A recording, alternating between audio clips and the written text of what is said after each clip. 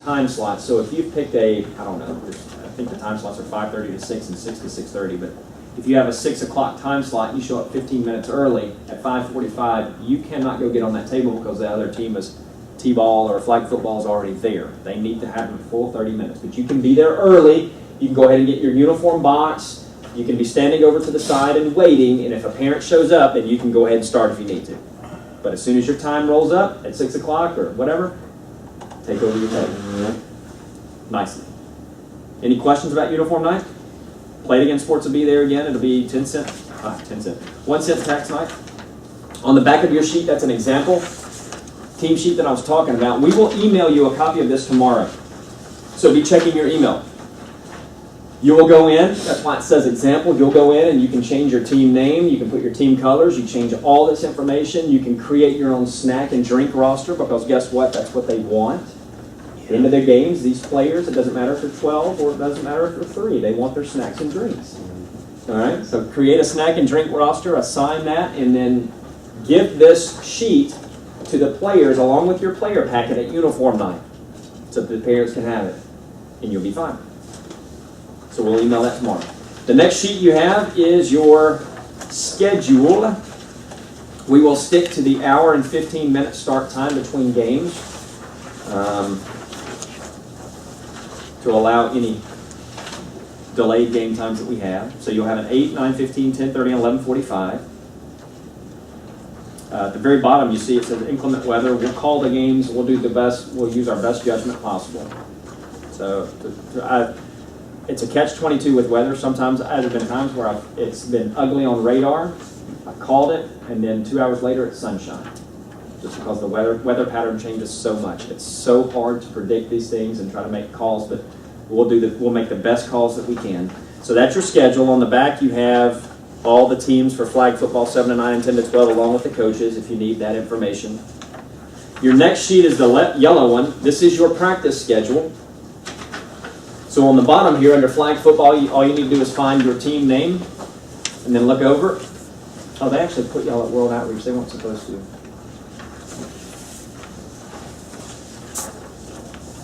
I'm going to tell you right now, you're at Bel Air.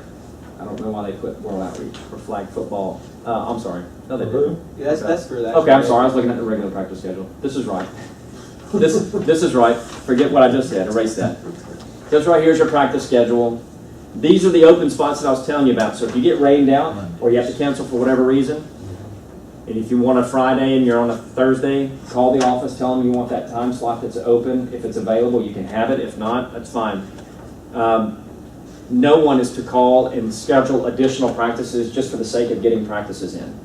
We are on a very strict schedule where every team gets 1 practice per week for an hour and a half. If you miss that practice, I don't mind you having 2 practices in a week if the parents want to do that to get that practice back. But I don't want you having 3 more practices at the end of the year just because you want to develop your team.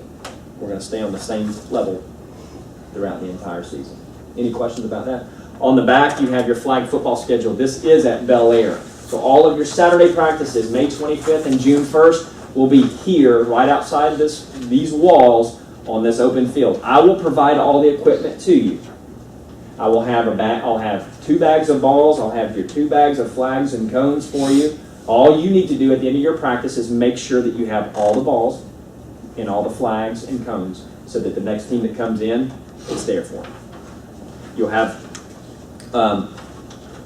on your Saturdays, you're only going to get an hour. You're not getting your full hour and a half.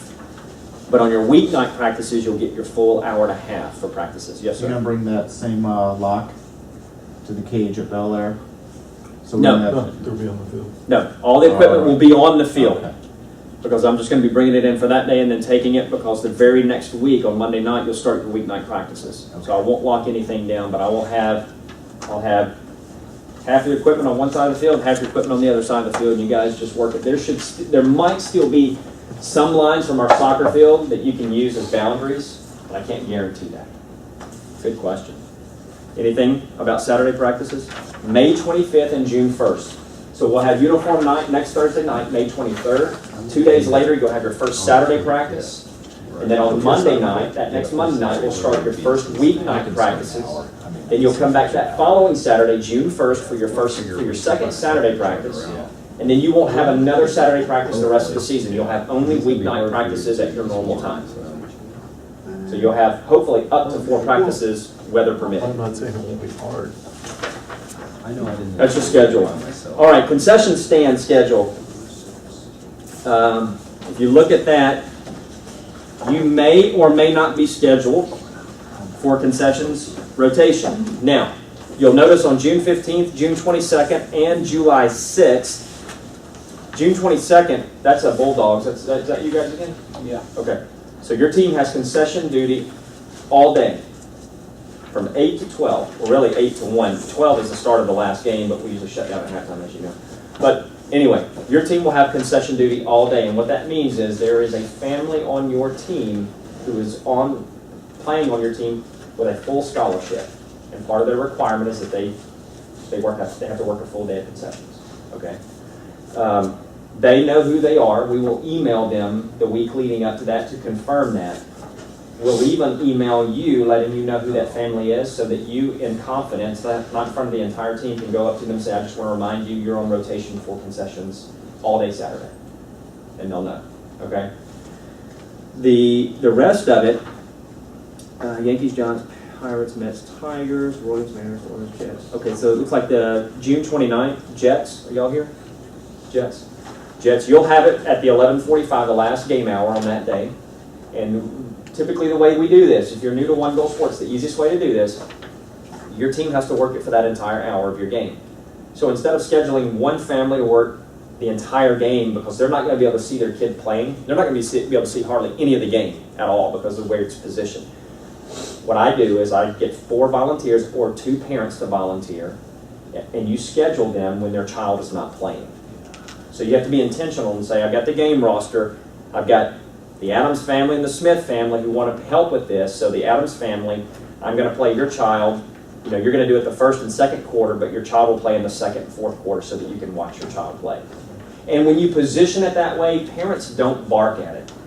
The issues that we've had in the past are when coaches aren't saying that, and you come out there with this demeanor like, we've got concessions duty all game, I need 1 parent volunteer, I need 4 of you to go out there, and you start just, and that, I kid you not, that's when we have the issues with parents, it's because the coaches aren't embracing this. And it's not a complicated deal. I've coached numerous seasons, and I've never had a parent issue over a concession because I go up to them and say, listen, we got concession duty this day, I need either 2 parents, or I can do 4, but I guarantee you won't miss your child play on that day. And it's fine. Never had an issue. So that's how I would do it. And then the Longhorns. Longhorns, are you in here? So you'll have it on 11:45 on July 13th. So you just find your volunteers. Next sheet you have is your weekly devotionals. This is the most important part of what we do here. Again, 1 Corinthians 10:31. Whether you eat or drink or whatever you do it all to the glory of God. And I've come across a website the past few weeks that has really transformed my thinking as it relates to sports and ministry. And they come at devotionals from a totally different perspective because what they found, and I would agree with them, is that for far too long, and even now, and I would even say this happens even now with One Goal Sports, is that we still have a tendency to compartmentalize sports and ministry. We don't marry the two together. We don't integrate the two together. And so what we do is we come out for an hour and a half and we work with our kids. We teach them the game of football. We work with them really hard. And then at the very end we say, oh, by the way, let's go do our devotional. So we stop at the end of the practice. We gather everything. We sit them down. And for 5 to 10 minutes, we work on a devotional with them. And we've never helped these children, these players, we've never helped them see how this devotional ties into the game. We never see them or really work with them to see them how this devotional ties into life, that ties into the game. And so what we wanted to do, what I've tried to do this time, and I think when you read this you'll see this, I've developed it in such a way that when you're going over this with them, there's moments where you pause and you allow them to answer because you want to strike up dialogue. You have a small window to work with these kids and where you have their attention.